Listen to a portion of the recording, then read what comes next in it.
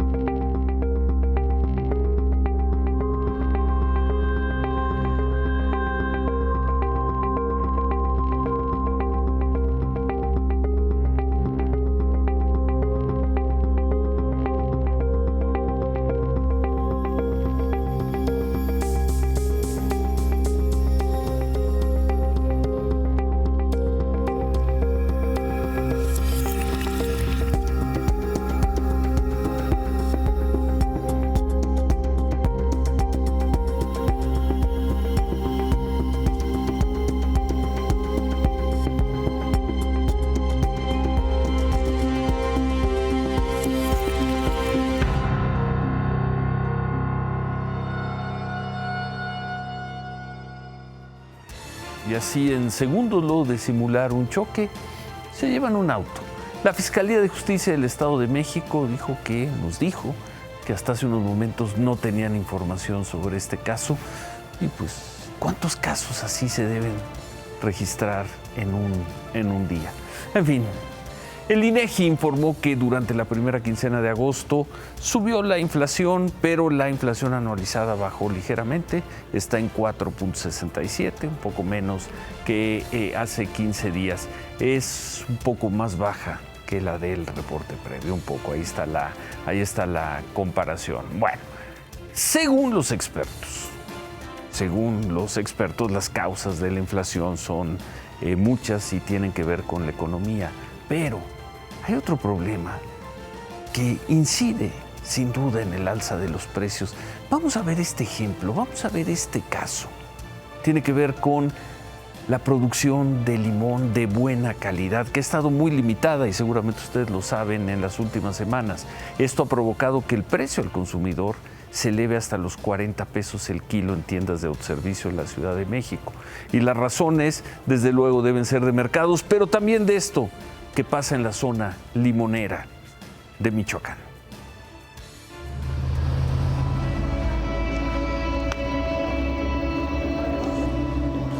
Si se quiere entender por qué otra vez el incendio en la Tierra Caliente de Michoacán, este lugar lo ilustra.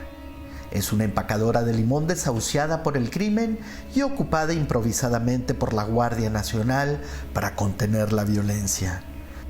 Pero hoy, 24 de agosto, son los violentos quienes controlan el valle de Apatzingán, donde se produce el 70% del limón que se consume en México, más otro volumen que se exporta a todo el continente, y esta es la voz de un jefe Viagra mostrando cómo se fija el precio de un producto de la canasta básica mexicana.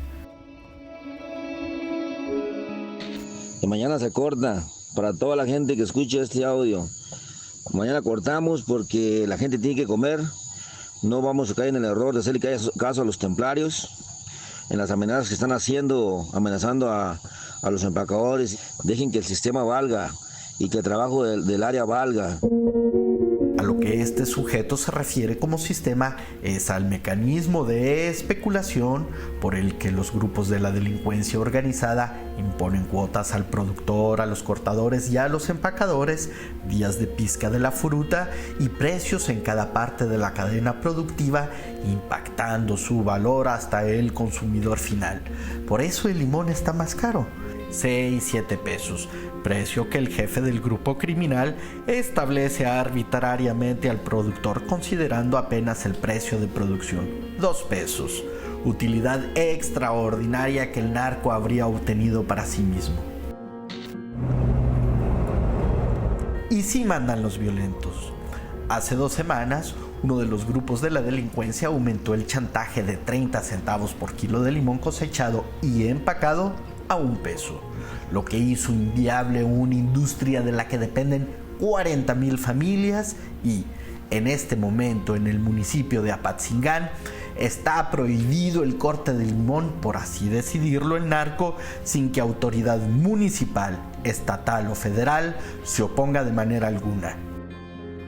La riqueza se pudre ahora para disparar luego el precio del limón, y el viernes pasado, quien se atrevió a desafiar la orden lo pagó caro. Así que aquí todo mundo obedece las voces de horror que corren por WhatsApp. Y sí mandan los violentos.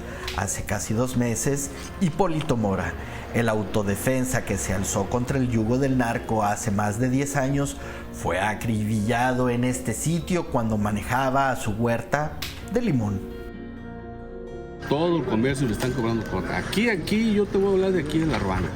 Aquí le cobran hasta los que venden enchiladas y tacos. De cuando mi hermano inició el movimiento de las autodefensas, no estaba ¿cómo diría? Tan feo como ahorita. Estamos peor que antes. ¿Y dónde está la autoridad? La municipal, la estatal, la federal. La autoridad hace patrullajes, pero la autoridad no se mete al fondo de estos problemas. Productores de limón ya presentaron denuncias por amenazas, por extorsión ante la Fiscalía de Justicia de Michoacán. Era algo que el gobernador de ese estado, el gobernador Ramírez Bedoya, le había pedido a los limoneros denunciar. O de lo contrario, dijo, los productores estarían encubriendo a sus extorsionadores. Entonces la culpa será además de los productores de limón, pero bueno, ya denunciaron. Esta noche se llevó a cabo se cumplió el primero de 3 días de una jornada de paz a la que convocaron a familiares de los 5 muchachos desaparecidos en Lago de Moreno. La noche comenzó con una misa para pedir por los jóvenes en la parroquia de la Asunción, de esa ciudad.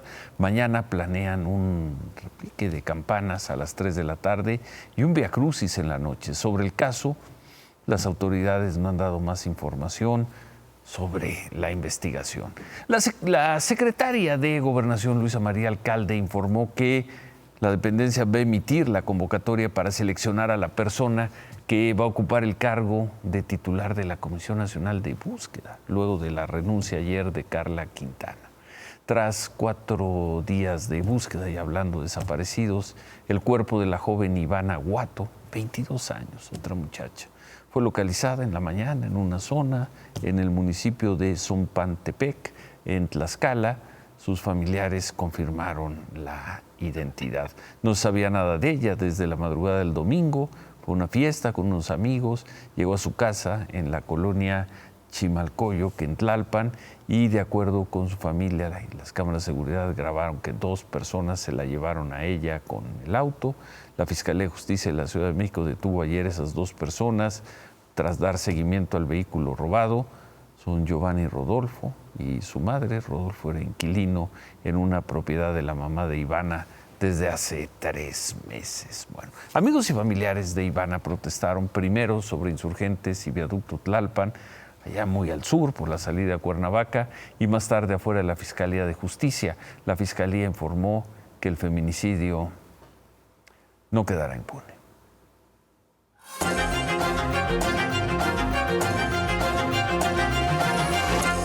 Y bueno, a propósito de la controversia a partir de lo que presentamos anoche, una controversia que por lo demás lleva 50 años. Hoy el presidente López Obrador justificó, porque eso fue lo que hizo, justificar que en uno de los libros de texto gratuitos se haya hablado así sobre los grupos guerrilleros de finales de los años 60 y los años 70 en México.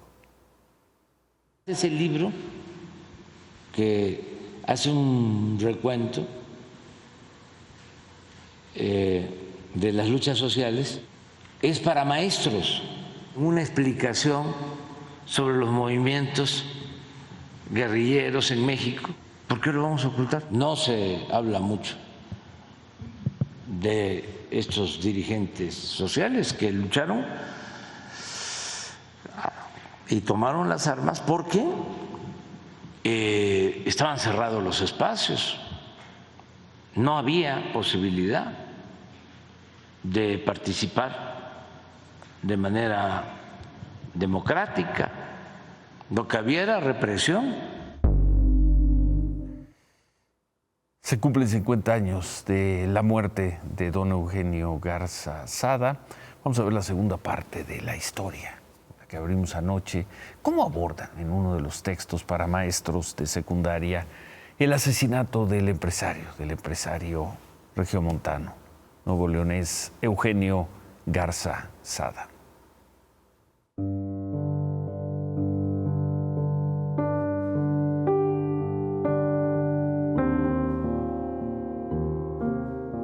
¿Qué sucedió el 17 de septiembre de 1973? Eugenio Garza Sada se dirigía a su oficina acompañado de su chofer Bernardo Chapa y su ayudante Modesto Hernández. Viajaban en el auto del empresario, eran las 9:05 de la mañana de un lunes. En el cruce de las calles Villagrán y Luis Quintanar, 6 individuos a bordo de una camioneta les salieron al paso. Eran miembros de la Liga Comunista 23 de septiembre. Su plan era secuestrarlo, pero en el intento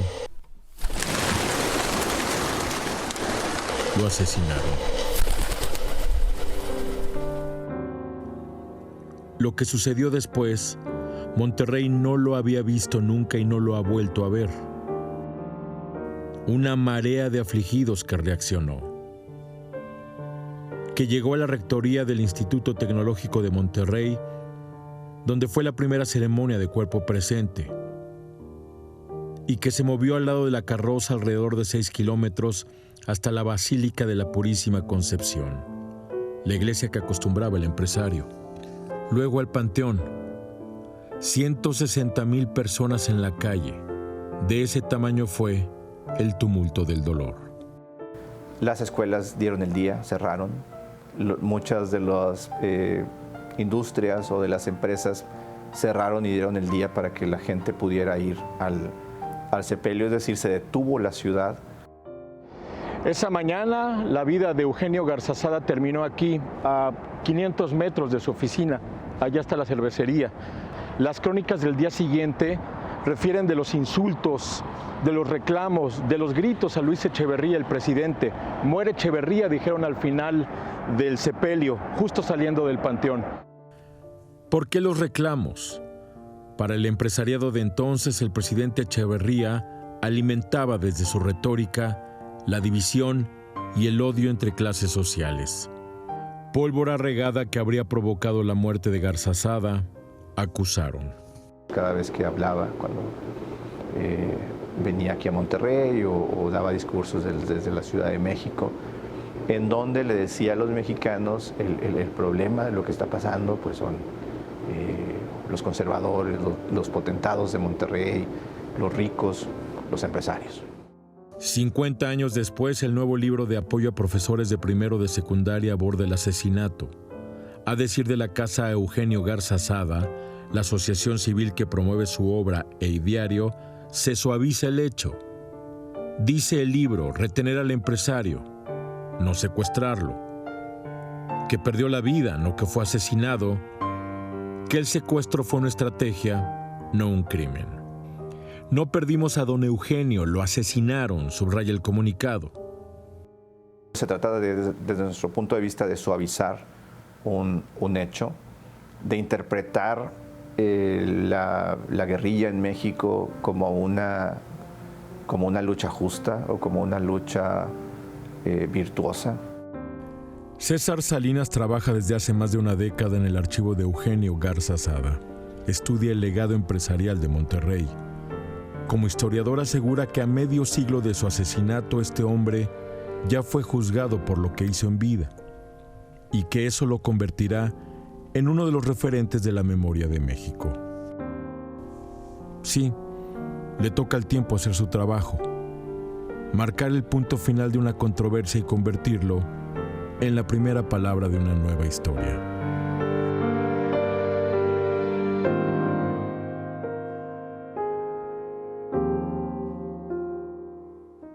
¿Habrá una nueva historia algún día en México? 50 años y seguimos atrapados, entrampados en estas discusiones. ¿Y cuántos paralelismos se podrían trazar entre aquel tiempo y el de hoy? También cuántas diferencias. Pero ahí estamos, 50 años después. En 2 estados, en Chihuahua y Coahuila, la distribución de libros de texto gratuito está suspendida por controversias admitidas por la Suprema Corte. En otros 4, Querétaro, Aguascalientes, Jalisco y Guanajuato, informan que siguen revisando a 4 días del inicio de clases para ver si distribuyen los libros o no.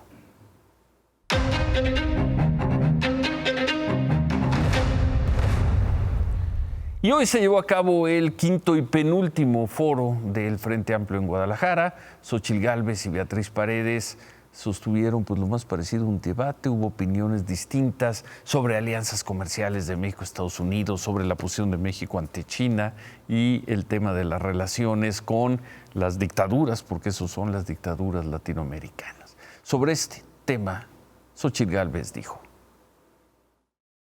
por más emotivos que sean nuestros lazos con América Latina, no debemos ser amigos de gobiernos dictatoriales. Gobiernos como el de Díaz Canetti en Cuba, que tiene a más de 1,000 presos. Gobiernos como el de Daniel Ortega. La revolución sandinista salió peor que la dictadura de Somoza. Y sobre migración, Beatriz Paredes dijo esto: rechazo categóricamente la política migratoria de la actual administración. Es una política migratoria que me avergüenza. No responde a la tradición mexicana de respeto a los derechos humanos. Es una política migratoria absolutamente subordinada a los designios del acuerdo que en lo oscurito hicieron con Donald Trump. ¿Saben por qué no fue a la reunión del G20? Porque no fue en Macuspana. Xóchitl Gálvez se reunió allá en Guadalajara con el gobernador Enrique Alfaro, gobernador de Movimiento Ciudadano, y quien también estuvo en Guadalajara fue Claudia Sheinbaum. En esta última semana de recorridos ha llamado sus eventos de fiesta con Claudia. Temprano, antes de ir a Guadalajara, envió un mensaje a los otros contendientes de Morena. Se ha estado diciendo que llevo acarreados a los eventos a donde voy, que hemos hecho guerra sucia, que otras cosas que se han estado diciendo. No llevamos a cabo estas prácticas, pero además, inclusive si alguien las hiciera, sería contraproducente. Tampoco creo en la guerra sucia. Quisiera hacer un llamado a todos los que participamos. Y yo los llamo nuevamente a la unidad. Sé que todos tenemos altura de miras. Y dejemos que se lleve a cabo la encuesta de manera libre. Marcelo Ebrard estuvo en Ciudad del Carmen, en Campeche, en el Foro de Economía para las Familias. Ahí presentó una propuesta de seguro de desempleo para que las personas que se queden sin trabajo tengan al menos 6 meses de apoyo. Que haya un seguro de desempleo. Si tú pierdes tu trabajo hoy, te ponen en la calle y no tienes nada. Al día siguiente tiene que haber un apoyo que te ayude en lo que buscas otro trabajo. No son promesas de campaña, son causas. Tenemos que trabajar. Yo ayer les dije, no vengo a ofrecer, sino a invitar. Si ustedes quieren que haya seguro de desempleo y que los salarios suban, sale. Entonces hacemos un compromiso y lo trabajamos. Pero no es promesa, es compromiso de trabajo. Adán Augusto López estuvo en Tuxtla Gutiérrez. Ahí dijo que la crítica a los libros de texto son pura politiquería de quienes no quieren a México, y uno de ellos dijo es un ministro de la Corte en referencia al ministro Luis María Aguilar. Claudia, buenas noches. Ciro, buenas noches. Donald Trump se entregó hoy en la cárcel del sheriff del condado Fulton. Un ratito.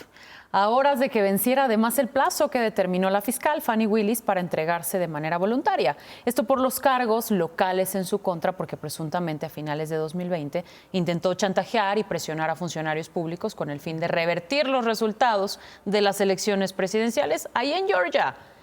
Y gracias a esto se consiguió la imagen que ninguna de las otras 3 acusaciones federales contra Trump había logrado.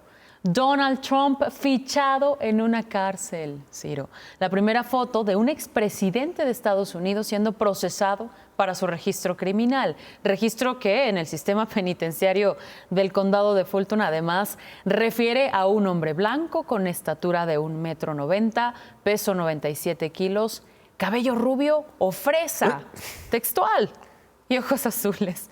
No sé qué le ven de fresa, pero bueno. ¿Cuánto tiempo estuvo ahí? 20 minutos, menos de 20 minutos en la cárcel del condado de Fulton. Pagó $200,000 de fianza, poco menos de 3,5 millones de pesos, y salió directo al aeropuerto de Hartsfield-Jackson de Atlanta, donde, por cierto, dijo esto. It's a very sad day for America. This should never happen. If you challenge an election, you should be able to challenge an election. I thought the election was a rigged election, a stolen election. And I should have every right to do that. What has taken place here is a travesty of justice. We did nothing wrong. I did nothing wrong. And everybody knows it. Every single right to challenge an election that we think is dishonest, that we think it's very dishonest. Nos robaron la elección. Fue una elección amañada. Por cierto, que también hoy Trump decidió volver a Twitter, Ciro. Su cuenta fue suspendida en enero del 2021. Bueno, hoy conocido como X. ¿Te acuerdas que la reactivaron? Cuando se fuera a Twitter, ahora ya es X. ¿Cuándo la reactivaron? En noviembre, ¿te acuerdas? Del año pasado. Pero en estos 2 años y medio no la volvió a usar. Hasta hoy, que publicó la foto de él, su foto fichado en la cárcel con este mensaje. Interferencia electoral, nunca rendirse. Una foto que además, queda claro, va a explotar durante su campaña. Y está en campaña. Y seguirá en campaña.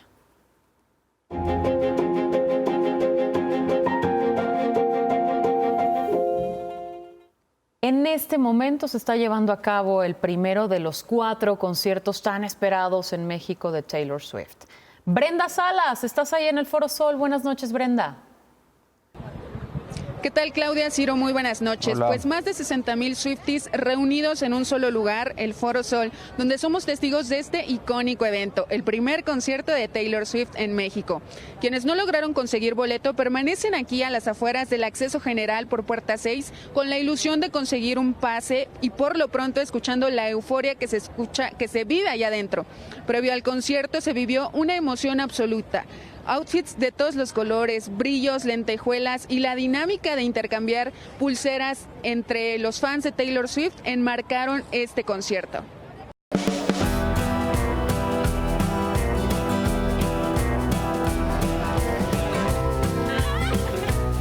Es una diosa reina, ¿no? Poderosa, sí. La historia que tú traes, ¿a qué era representa? Lover. Pues bailar así súper shake it up, pero estoy muy emocionada de que cante Enchanted porque es mi favorita.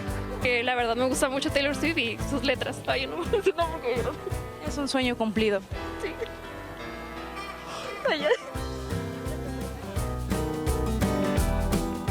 Oye, ¿y cuánto te costó el boleto? 9,420.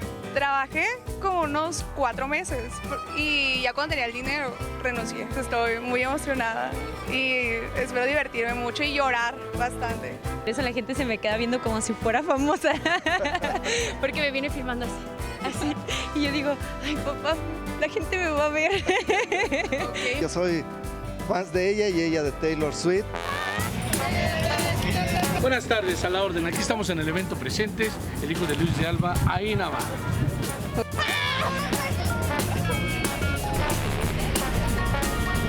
Nosotros hicimos como 150, 200 brazaletes para intercambiar entre todos. Pues, ¿de dónde vienen? De Colombia. Estás un poquito triste. Pues sí, porque no conseguí, porque pues no se pudo. Gracias a sus canciones estoy vivo, estoy aquí. ¿Le puedo dar un abrazo? Muchas gracias. Sí, de nada. ¡Vamos a ver a Taylor!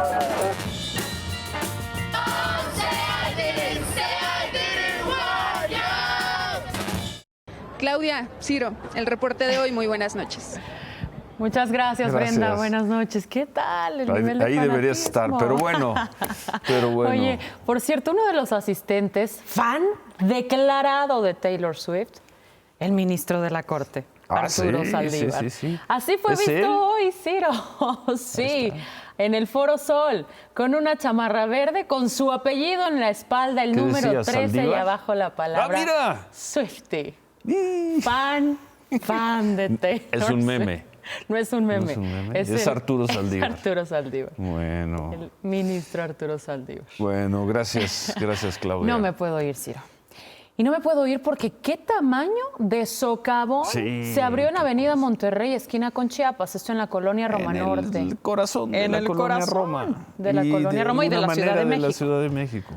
Casi 4 metros de diámetro. Sí. Ni el ancho de un tráiler, Ciro. Y según se dijo, fue provocado por daños en la red de drenaje. Socavón que además enojó a la alcaldesa de Cuauhtémoc, Sandra Cuevas.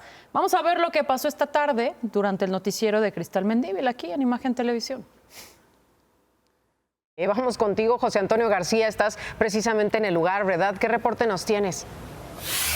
Hola Cristal, ¿cómo estás? Qué gusto saludarte esta tarde, efectivamente, aquí en la calle de Monterrey y Chiapas, donde se formó este socavón aproximadamente 4 metros de diámetro por unos también 3 o 4 de profundidad.